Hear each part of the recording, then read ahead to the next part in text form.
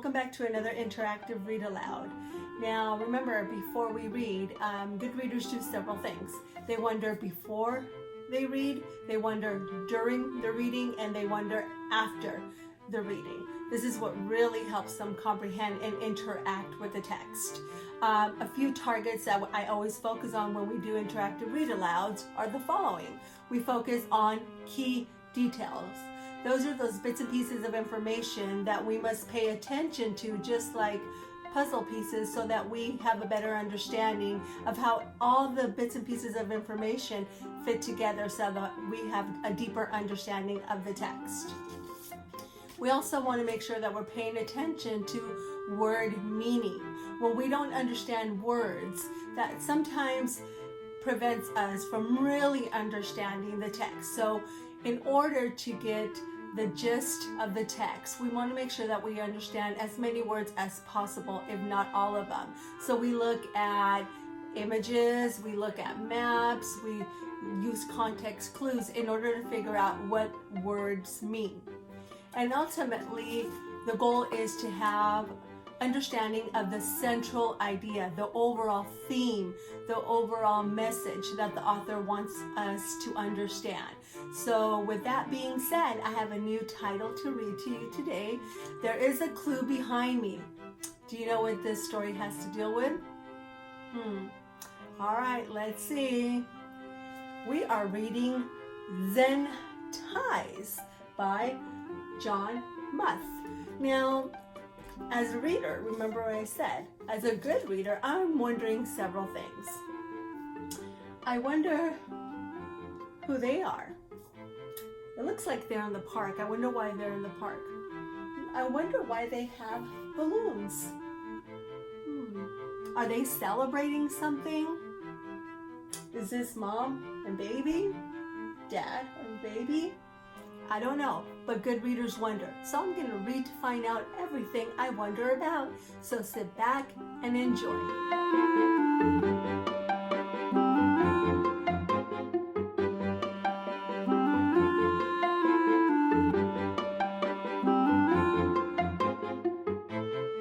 Mom, there's a bear over there, said the little girl. A what?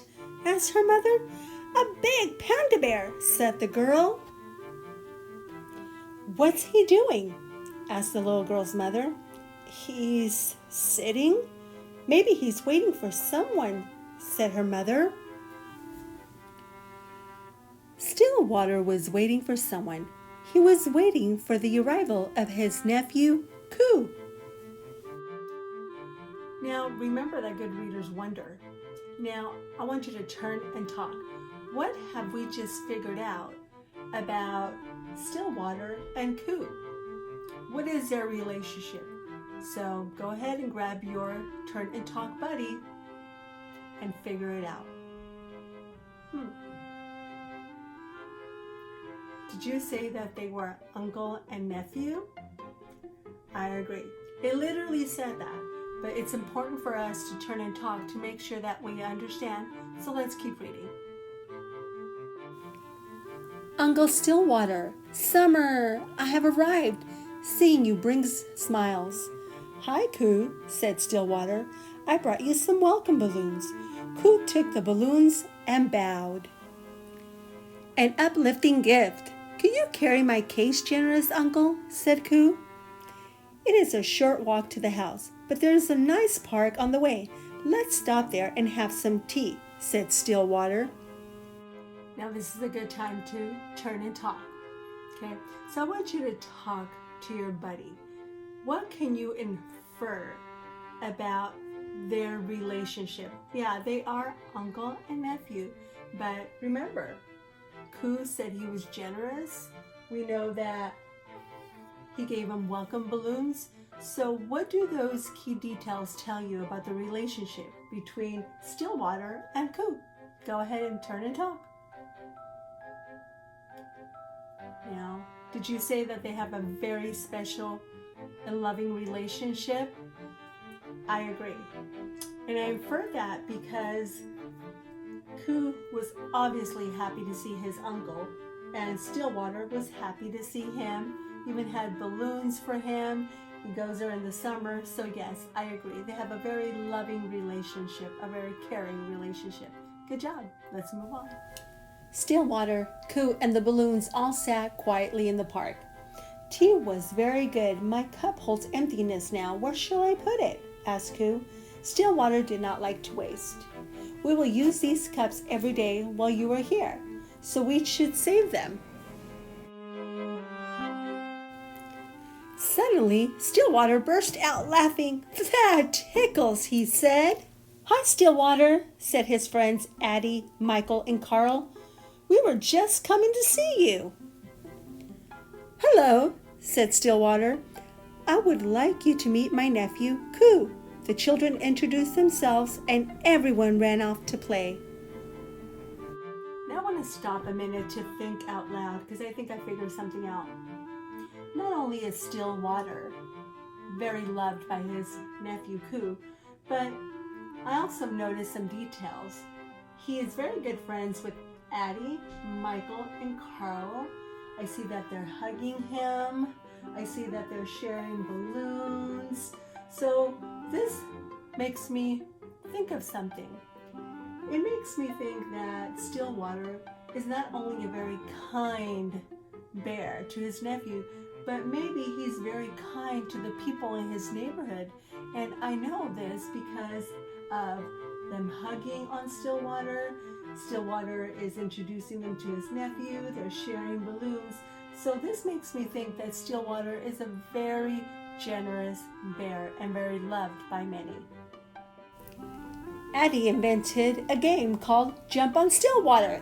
It was fun. Michael wanted to ask Stillwater a question. I'm going to be in a spelling bee, Michael said. What would you do if you were in a spelling bee? I would spell words, said Stillwater. Michael looked at his shoes. What if you weren't sure of how good you were? I'm anxious about it. I feel like I'm going to mess up. Do your best. That is what you are supposed to do, said Stillwater. But it's hard to do my best when I'm nervous, said Michael. Stillwater nodded, and then he smiled. Ku and I have to visit Miss Whitaker this afternoon. I would like you and Carl and Addie to come along. The Miss Whitaker who lives on our street? Asked Addie. That Miss Whitaker? Asked Carl. She hates us. She's really old and she spits when she talks. Every time we walk past her house, she shouts at us. She scares me. She's your friend? Michael asked. Now this is another good place to stop. We had talked about how friendly he is with his nephew and with the kids in the neighborhood, but now there's this Miss Whitaker that the kids don't care for. She seems to be mean, but Stillwater is willing to look past that. He doesn't feel that way about her. So if he tries to see the best in people, what kind of individual, what kind of character is he? Go ahead and turn and talk to your buddy. What do his actions and the words he's speaking lead you to believe about Stillwater? Go ahead, turn and talk. Well, let's see if we're on the same page. Did you say that Stillwater is a caring individual no matter who it's for? I agree.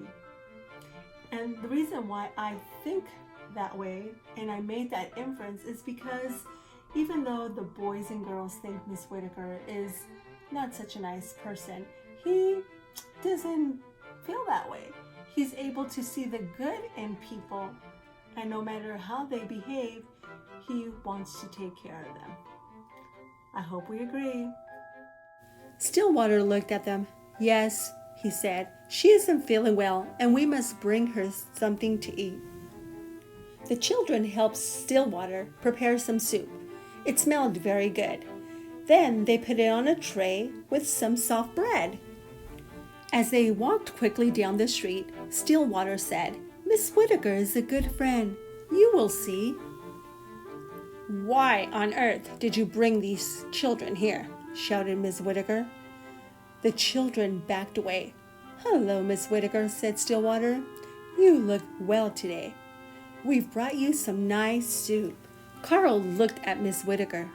She did not look well at all. She looked thin and she looked small, much smaller than she did when she stood on the porch yelling at them for throwing a ball in her yard. Stillwater helped Miss Whitaker up to bed, and he offered her the soup.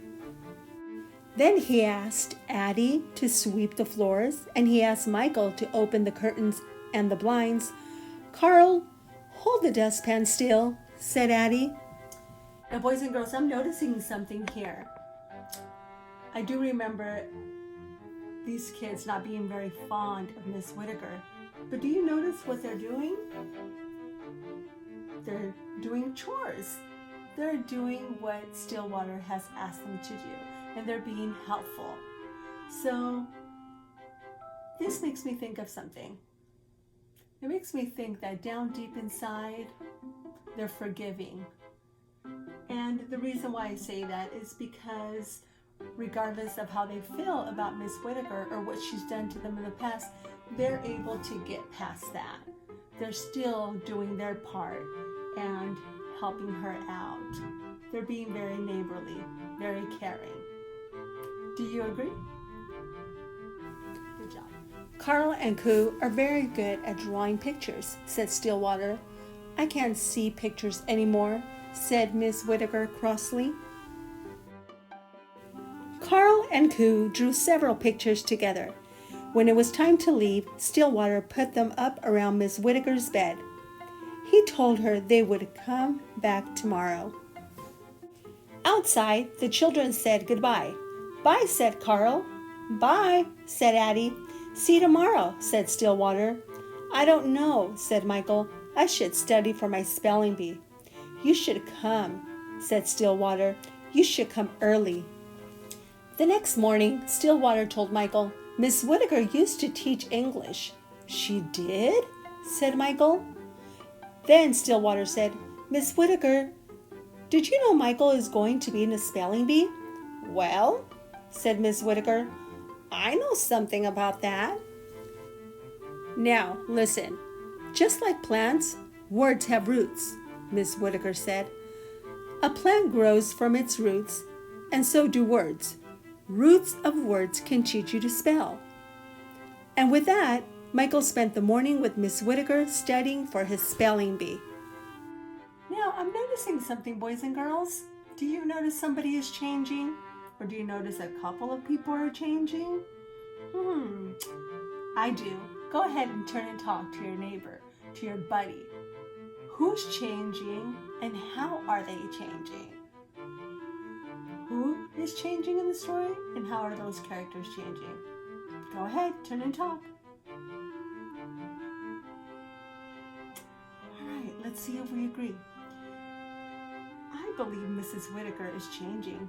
She's not so mean. She's actually willing to help Michael. And how about Michael? Is he changing?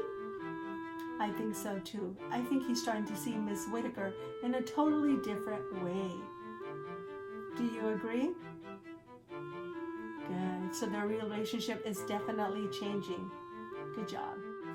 The next day, Stillwater found Ku looking up at the apple tree in Miss Whitaker's front yard. Oh, hello, Stillwater, said a voice from up in the tree. Can you catch me? I was getting some apples for Miss Whitaker, said Carl. This morning sunlight gathering apples and a boy, said Ku. After the spelling bee, Michael raced to Miss Whitaker's. I did it, said Michael. I made it all the way through to the end. Good, said Stillwater. So you were not too nervous? The judges were nothing compared to Miss Whitaker, said Michael. Yeah, said Carl. Just this morning she was shouting at us again. Then why are you smiling? Asked Stillwater. She was telling us to get out of the street and play in her yard. On the last day of Ku's visit, Michael presented Miss Whitaker with the ribbon he got at the spelling bee. Carl gave her the apples he had gathered. My mother taught me to make apple tea, said Miss Whitaker. I haven't made it for years.